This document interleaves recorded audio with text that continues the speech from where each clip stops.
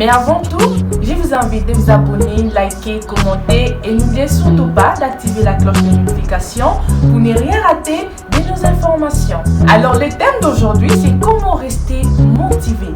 Parce qu'il arrive des fois où à un niveau de votre vie, vous arrivez à un moment donné où vous n'arrivez pas du tout à avancer. Il arrive des fois, vous travaillez. Au début, c'était génial, c'était magnifique. Mais arrivé à un moment donné, vous n'arrivez pas du tout à avancer ou à continuer. Vous vous sentez vraiment fatigué. Alors, comment faire pour résister face à ces difficultés? Comment faire pour résister face à ces faiblesses qui nous arrivent deux fois dans la vie? Alors, qu'est-ce que vous pouvez faire pour résister face à ces faiblesses? Pour rester toujours motivé et ne pas abandonner. La première des choses, c'est se rappeler de ses objectifs de base. Alors, lorsque vous vous sentez fatigué, parce qu'il arrive des fois, lorsque, exemple, vous travaillez, il arrivera un moment donné où vous sentirez que non, ça va plus, vous êtes vraiment fatigué et vous voulez abandonner. Rappelez-vous toujours de pourquoi vous vous êtes lancé, pourquoi vous avez commencé à faire cela, pourquoi vous êtes lancé dans ces choses-là. Et posez-vous toujours ces trois questions. La première question est que, pourquoi j'avais pris cette décision de commencer telle chose ou telle chose?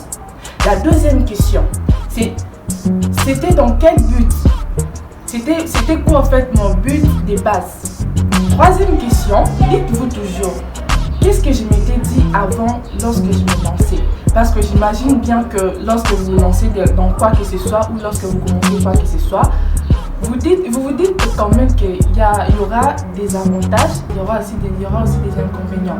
Il arrivera un moment donné où ça ne sera pas facile et il y aura toujours des obstacles. Mais au début, vous avez dit que non, je vais résister face à cela parce que vous avez des objectifs à atteindre. La deuxième des choses, c'est de se rappeler de ce que vous avez déjà accompli. Lorsque vous sentez que non, ça ne va pas, vous voulez abandonner, n'abandonnez pas. Rappelez-vous de ce que vous avez accompli avant. Voilà pourquoi même dans nos églises, nous avons souvent l'habitude de dire que le Dieu qui a fait hier. Pourquoi? Parce que cela nous donne la garantie que si hier j'avais fait ceci ou j'ai fait cela, donc je peux aussi les faire aujourd'hui. Je peux avancer et je peux réussir, je peux atteindre mes objectifs. Alors lorsque vous sentez que ça ne va pas, vous voulez abandonner, vous êtes fatigué, n'abandonnez pas en tout cas. Rappelez-vous toujours de ce que vous avez accompli.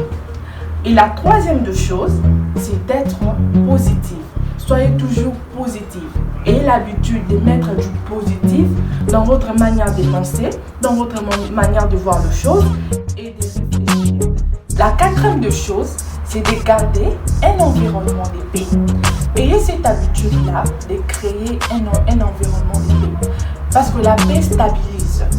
Et l'une des choses qui fait en sorte que, arrivé à un moment donné, une personne a cette envie-là d'abandonner, c'est parce qu'il arrive des fois où nous nous sentons que nous ne sommes pas en paix en fait. Parce que la paix, c'est l'une des choses qui vous maintient aussi. C'est l'une des choses qui apporte la stabilité dans la vie d'une personne. Alors, ayez toujours cette habitude-là de créer en fait autour de vous, d'avoir un environnement de paix. Et la cinquième des choses, c'est regarder toujours les bons côtés des choses.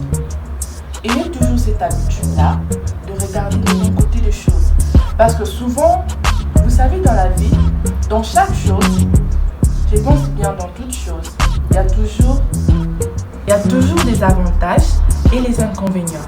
Alors vous, ce que vous devez faire, c'est de ne pas être là à regarder les mauvais côtés des choses. Restez focalisé sur les bons côtés des choses. Regardez les bons côtés des choses. Cela vous aidera, cela vous permettra et cela va beaucoup vous maintenir au fait dans ce que vous faites.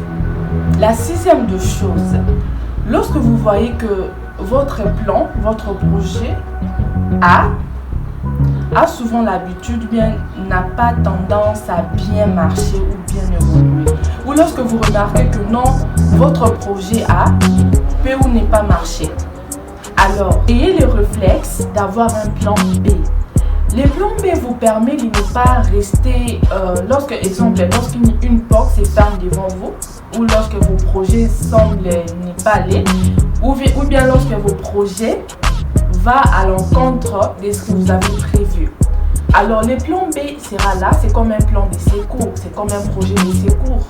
Le plan sera là pour vous aider à vous en sortir. Alors ça sera vraiment bénéfique pour vous. Là c'est dans les cas où vous avez un projet ou commencez quelque chose. Mais pas tous les cas, ce n'est pas dans tous les cas. Donc ce n'est pas dans tous les cas comme pour les cas des mariages. Non. Là je ne peux pas conseiller à une personne d'avoir un plan B parce que je n'ai pas bien. Tu es avec une femme et puis tu fais genre un autre plan à côté. Ça ne sera pas propre. Donc tu n'as pas confiance à la personne. Donc là j'imagine que tu n'as pas vraiment envie d'épouser la personne. Là je ne conseillerais pas à une personne qui veut épouser une femme avoir un plan B. Non. Là c'est dans les cas professionnels. Lorsque vous commencez quelque chose, lorsque vous vous lancez dans l'entrepreneuriat, dans le business, vous avez un projet, voilà, c'est un peu ça. Donc, je pense bien que cette vidéo va beaucoup aider une personne qui voulait abandonner, et n'est pas abandonné, de se rappeler toujours de ses objectifs de base en fait. Si cette vidéo vous a plu, n'hésitez pas à vous abonner, liker, commenter et d'activer la cloche des notifications. Merci et on se retrouve à la prochaine. Ciao, ciao.